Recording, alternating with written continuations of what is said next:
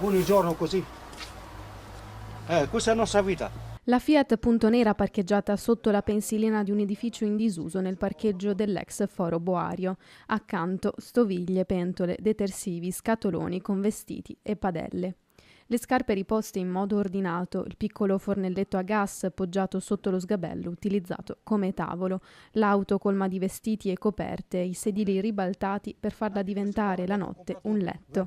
È così che Lotfi Mabrouk e Kaltoum Bari, 53 e 48 anni di origine tunisina, vivono dallo scorso novembre. Ho passato il freddo, tutto novembre, tutto dicembre, gennaio, febbraio, marzo, tu lo sai quanto freddo ha qua. Per fortuna ho trovato il posto coperto qua.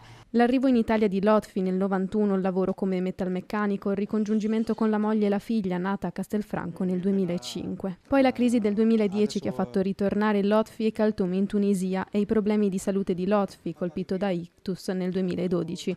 La decisione di tornare in Italia nel 2021. Prendo su 700 agevolazioni, però ho una figlia che studia in Tunisia. Mando per sua nonna e mia figlia. Lavori stagionali che non permettono una stabilità tale da pagare un affitto, l'aiuto della Caritas che mette a disposizione dei coniugi le docce 2 volte a settimana e i pasti quando non riescono a provvedere da soli. A Lotfi è stato proposto un posto nel dormitorio maschile, ma non vuole lasciare sola sua moglie. Il problema di trovare lavoro è la necessità di spostare la macchina. Ho chiamato me l'ultima volta all'ufficio collegamento, mi ha detto lavoro per 3 mesi e 3 turni. Ho detto non posso, 3 turni non posso.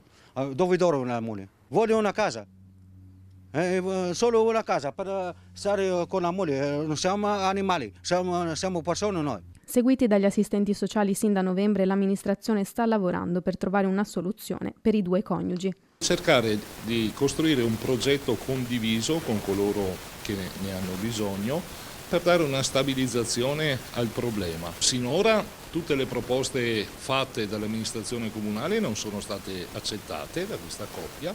Continueremo a dialogare per trovarla una soluzione. Anche ieri i servizi sociali li hanno incontrati, si sta facendo un percorso assieme a loro per trovare un progetto, una soluzione che torni a dare la giusta dignità a questa coppia.